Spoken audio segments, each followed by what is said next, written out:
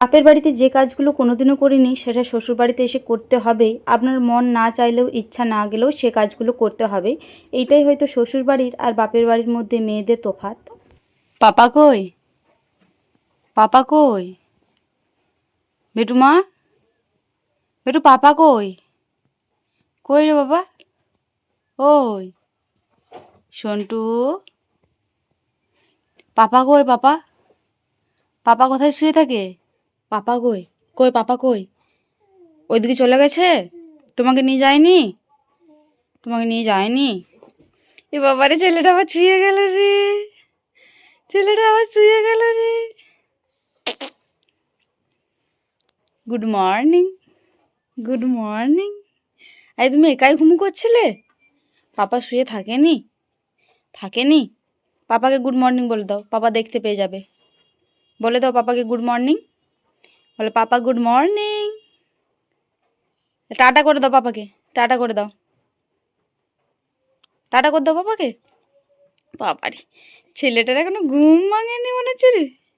ছেলেটার এখনো ঘুম ভাঙেনি। ছেলেটার এখনো ঘুম ভাঙেনি। ভাঙেনি ঘুম? কি গো? ও বাবা, আর একটু ঘুমু করবে নাকি? ঘুমু করবে আর একটু? ঘুমু করবে আর একটু? এই ঝন্ডুমনেটা কয়েছো, বাইরে বৃষ্টি পড়ছে, দেখবে চলো। এসো, দেখবে, এসো, বাইরে বৃষ্টি পড়ছে। সকাল থেকে বৃষ্টি নামিয়েছে, এসো, এসো দেখবো চলো। এই তো, এই যে, চলে এসো, এসো এসো, উঠো। দেখতে পেয়েছো সকাল থেকে কেমন বৃষ্টি নামিয়েছে। আজ হলো বুধবার, এখন ঘড়ির কাঁটায় 6:30 মতো বাজবে। এখন থেকে আজকের ব্লগটা আমি শুরু করছি। আশা করছি আজকের ব্লগটা আপনাদের ভালো লেগে থাকবে। আজকে সকাল থেকে বৃষ্টি নামায়নি, তবে কিছুক্ষণ আগের থেকেই বৃষ্টিটা নামিয়ে দিয়েছে। সকালে উঠে পড়ে জামাগুলো কাচাকুচি করে মেলেছিলাম, আবারও জামাগুলো তুলতে হলো। আর এদিকে তো সোনামাও উঠে পড়েছে। ওর পাপা না থাকলে আমি জানি যে ও সকাল সকাল উঠে পড়বে। ওর পাপা থাকলে কিন্তু বেশ অনেকটা টাইম ধরে ঘুমায়, আপনারা তো দেখেইছেন। ওর পাপা যখন না থাকে তখন কিন্তু ও সকাল সকাল উঠে পড়ে। আর আমার তো এখন সকালে ভয়েস দেওয়া উঠে পড়েছে। যেদিন থেকে বড়মশাই গিয়েছে সেদিন থেকে আমি সকালে ভয়েস দিতেও পারি না। চলুন, বাইরে তো বৃষ্টি হচ্ছে আর এদিকে সোনামাও উঠে পড়েছে। এবারে সোনামাকে খাবার খাইয়ে ক্লিনিং করে নিই, তারপরে না হয় অন্যান্য কাজে হাত দেওয়া যাবে। সোনামা সকাল সকাল উঠে পড়েছে বলে আমার সব কিছু কাজ কিন্তু সকাল সকাল বাগানো হয়ে গিয়েছে। ওইদিকে ভাতটাও চাপিয়ে দিয়েছি এই মুহূর্তে। সোনামা বাইরেই রয়েছে, তো ততক্ষণকে ভাবলাম এদিকে সবজিগুলো বনিয়ে নিই। এখন যেহেতু ঠাকুমা নাই, তো সেই কারণে আমাকে দিদিভাইকে দুজনকেই সবজি বনিয়েই রান্না করতে হচ্ছে। ওইদিকে সোনা পাপারও খাওয়া দাওয়া কমপ্লিট হয়ে গিয়েছে। সোনা পাপাকে দিদিভাই ক্লিনিং করাচ্ছে। সোনা পাপাকে ক্লিনিং করিয়ে দিদিভাইও আসবে সবজি বানাতে, ততক্ষণকে আমি যতটা পারি এগিয়ে রাখি। আজকে সব সবজি দিয়ে একটি তরকারি করা হবে, লাউটা রসুন দিয়ে ছেঁচকি করা হবে। আর কালকে কটা বাসি মাছ রয়েছে, ওই মাছগুলিকে অল্প পেঁয়াজ দিয়ে জিরে লঙ্কা দিয়ে ভাজা হবে। আজকে রাত্রে সকলেই রয়েছে নিমন্ত্রণ, সবাই নিমন্ত্রণ খেতে যাবে। আজকে যেহেতু দশহরা, সেই উপলক্ষেই রয়েছে। এখন ঘড়ির কাঁটায় মিনিমাম ওই 10:30 মতো বাজবে। এই মুহূর্তে রান্না বান্না সব কিছু কমপ্লিট হয়ে গিয়েছে। আজকে পুরো রান্নাটা কিন্তু দিদিভাই কমপ্লিট করে নিয়েছে। দিদিভাই রান্না কমপ্লিট করে পরে একবার ধোলাই গেল। দিদিভাইয়ের একটু শরীরে অসুবিধা রয়েছে, ওইটার জন্য ডাক্তার দেখাতে গিয়েছে। তো এইদিকে একজাল বাসন হয়েছিল রান্নার শেষে, ওই বাসনগুলোই এই মুহূর্তে আমি ধুয়ে নিচ্ছি। দিদিভাই রান্নাটা করে দিয়ে গিয়েছিল বলে আমি বাসনগুলো তাড়াতাড়ি ধুয়ে নিতে পারছি, তাছাড়া কিন্তু বাসনগুলো ধোয়া হতো না যদি রান্নাটা বাকি থাকতো। তো যাই হোক, এদিকে তো রান্না কমপ্লিট হয়ে গিয়েছে আর উনুনে নাতা দেওয়াও হয়ে গিয়েছে। এইদিকে বাসনগুলো ধুয়ে পরে সাইডেই রাখি, কারণ এখনো পর্যন্ত কড়াইটা মাজতে রয়েছে। আমরা সচরাচর খুব একটা কড়াই মাজি না, যেদিনকে শাশুড়ি মা বাড়িতে না থাকে সেই দিনকে বেশিরভাগ মেজে থাকি। তবে আজকে শাশুড়ি মা বাড়িতে থাকা সত্ত্বেও আমাকে কড়াইটা মাজতে হচ্ছে, কারণ আজকে শাশুড়ি মা দশর করেছে। আর দশরের দিন যদি সগড়ি নাড়া হয় তাহলে কিন্তু আবারও ডুব দিতে হয়। তো সেই কারণে ভাবলাম যে বেশিক্ষণ তো লাগবে না কড়াইটা, তাহলে না হয় মেজে দিই। আর সোনামা এখনো পর্যন্ত ঘুম থেকে ওঠেনি, তো সেই কারণে ভাবলাম যে কড়াইটা মেজে নিই, ও ততক্ষণকে ঘুমাচ্ছে ঘুমাক। বাপের বাড়িতে টুকিটাকি সব কাজই করতাম, তবে এই হাঁড়ি কড়াই মাজার কাজটা কোনোদিনও করিনি। তো সেই কারণে শ্বশুর বাড়িতে এসেও খুব একটা বেশ ভালো পারি না। দেশের থেকে কিন্তু শাশুড়ি মা কোনোদিনও জোরও করেনি যে তোদেরকে হাঁড়ি কড়াই কোনো কিছু মাজতে হবে। যেহেতু শাশুড়ি মা এখনো পর্যন্ত মেজে থাকে, তো সেই কারণে আমাকে বা দিদিভাইকে কাউকে কিন্তু এই হাঁড়ি কড়াই পরিষ্কার করতে হয় না। আজকে যেহেতু দশহরা রয়েছে সেই কারণে বিশেষ করে আমাকে করতে হচ্ছে। শাশুড়ি মা না থাকলে যে শুধুমাত্র আমি হাঁড়ি কড়াই পরিষ্কার করে থাকি তা কিন্তু নয়, দিদিভাইও কিন্তু পরিষ্কার করে থাকে। ওই যে বললাম রান্নাটা শেষ করে পরে দিদিভাই গিয়ে এসে ধোলায়। মেয়েদের তো শ্বশুর বাড়ি আর বাপের বাড়ির মধ্যে তফাৎ থাকবেই।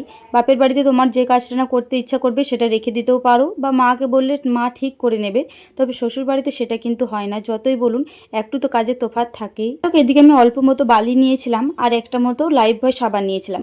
এই লাইফবয় সাবানে আর বালি দিয়ে এই কড়াই হাঁড়ি পরিষ্কার কিন্তু বেশ ভালো মতো হয়। আমি আমার শাশুড়ি মায়ের কাছ থেকে শিখেছি এই নিয়মটা, কারণ শাশুড়ি মা দেখিয়েছি এই লাইফবয় সাবান আর বালি দিয়েই পরিষ্কার করে। সত্যি কথা বলতে মিনিমাম 5 থেকে 10 মিনিট মতো লাগলো এই কড়াইটা পরিষ্কার করতে।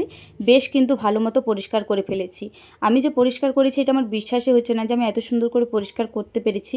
আমি শাশুড়ি মাকে জিজ্ঞাসা করছিলাম যে মা পরিষ্কার করা হয়েছে তোমার মতো? বলছে হ্যাঁ রে খেপি, খুব সুন্দর পরিষ্কার করা হয়েছে। এইটা শুনে আমি তো বেশ খুশি হয়েছি, কারণ শ্বশুরবাড়িতে কোনো কাজ করার পর শ্বশুরবাড়ির লোক যদি একটু প্রশংসা করে তাহলে কিন্তু বেশ আনন্দ পাওয়া যায়। এদিকে দুটো কাপড় ছিল, ওই কাপড়গুলি করে রান্না করা হয়, ওগুলো একটু পরিষ্কার করে নিলাম। এখন ঘড়ির কাটায় মিনিমাম ওই বিকাল 5:30 মতো বাজবে। এই মুহূর্তে আমি এসেছিলাম মায়ের বাড়িতে ভিডিও আপলোড দেওয়ার জন্য। আর আজকে বিকালে সেরকম কোনো কাজও নেই। আজকে তো বললামই যে রাত্রে সবাইকে নিমন্ত্রণ রয়েছে, শুধুমাত্র আমি আর শাশুড়ি মাই যাব না। শাশুড়ি মা তো দশহরা করেছে, এমনিতেও খাবে না, আর আমি যাব না, যেহেতু সোনামায়ের পাপা নেই তো সেই কারণে আর যাব না। নিমন্ত্রণটা কিন্তু আমাদের গ্রামেও নয়, নিমন্ত্রণটা রয়েছে পাশের গ্রামে আমাদের পিসিমাদের বাড়িতে। সবাইকেই কিন্তু বলে গিয়েছে, তবে দাদা ভাই, দিদি ভাই আর বাবা যাবে। বাবা কিন্তু পিসিমাদের বাড়িতে যাবে না, বাবার ওই গ্রামে আর একটা অন্য কাকুদের বাড়িতে নিমন্ত্রণ রয়েছে। আমার বাপের বাড়ি ঠাকুমাও কিন্তু দশহরা করে থাকে, তো সেই কারণে আজকে দুপুরে মা করেছিল আলু ভাতে আর পোস্ত বাটি, তো সেইটারই কিছুটা আমার জন্য রেখে দিয়েছিল। যেদিনকে মা একটু ভালো কিছু করে, যেটা জানে যে ছোট ঘেপির পছন্দের, এটা আমার জন্য মা একটুকু হলেও ঠিক রেখে দেয়। আমি যখন বিকালে আসি তখন আমাকে বিকালে দিয়ে থাকে। তো যাই হোক, প্রথমে তো আমি বলছিলাম যে খাবো না, তবে মা বললো দুধের স্বর রয়েছে কিন্তু খেপি। দুধের স্বর যখনই বলেছে আমার তো আর লোভ সামলাতে পারলাম না। আলু ভাতে পোস্ত বাটি আর এই দুধের স্বর দিয়ে খেতে যে কি ভালো লাগে, যারা এই খাবারটা পছন্দ করে তারাই হয়তো এই স্বাদটা বুঝবেন। এখন ঘড়ির কাটায় মিনিমাম 9টা মতো বাজবে। এই মুহূর্তে আমার খাওয়া দাওয়া, সোনামায়ের খাওয়া দাওয়া, দুজনকারই খাওয়া দাওয়া কমপ্লিট হয়ে গিয়েছে। ওইদিকে বাড়িতে এখন শুধুমাত্র রয়েছি আমি, মা আর সোনামা। তো যাই হোক, মা এখনো পর্যন্ত বাইরে রয়েছে। যেদিন থেকে বড়মশাই গিয়েছে রাত্রে কিন্তু শাশুড়ি মায়ে আমার কাছে শুয়ে থাকছে। বাড়িতে কেউ নেই, তো সেই কারণে শাশুড়ি মা এখনো পর্যন্ত আসেনি। আর এদিকে সোনামায়ের বিছনাটা আমি কি করে থাকি সেটাই আপনাদের সাথে শেয়ার করলাম। এই ভাবেন যে ব্যানারটা পাতলে নাকি সোনামায়ের অসুবিধা হয়, তবে মোটেও কিন্তু না। ওইদিকে ব্যানারটা পেতে দিলাম, তার উপরে কিন্তু একটা পাতলা কাঁথার মতো পেতে দিয়েছি, আর তার সাইডে দিয়ে দিয়েছি পাশ বালিশ। সোনামাকে যদি পাশ বালিশ দিয়ে দেওয়া হয় তাহলে কিন্তু সোনামা খুব একটা নড়চড় করে না, ও যেদিকে শুয়ে থাকে সেই দিকেই শুয়ে থাকে। সেই কারণে কাঁথাটা গুটিয়ে যাওয়ার কোনো সম্ভাবনাও থাকে না, আর টয়লেট করলে কোনো রকম প্রবলেমও হয় না। তো যাই হোক, এদিকে আমি সোনামাকে ব্রেস্ট ফিডিং করতে করতে ঘুম পাড়িয়ে দিচ্ছি, কারণ ব্রেস্ট ফিডিং না করালেও ঘুম পাড়াতে অনেকক্ষণ টাইম লেগে যায়, আর আমারও শরীরটা একটু ক্লান্ত লাগছে। এরপরে সোনামাকে ঘুম পাড়িয়ে দিই, তাহলে আমিও একটু শুতে পাবো। যাই হোক, এইদিকে সোনামাকে ঘুম পাড়িয়ে দিই, তারপরে ও যদি ঘুমিয়ে যায় তাহলে আমিও শুয়ে পড়বো। তো যাই হোক, চলুন আজকের ভিডিওটা এই পর্যন্তই, আবারও দেখা হবে পরবর্তী কোনো ভিডিওতে। ততক্ষণে সকলে খুব ভালো থাকবেন, সুস্থ থাকবেন।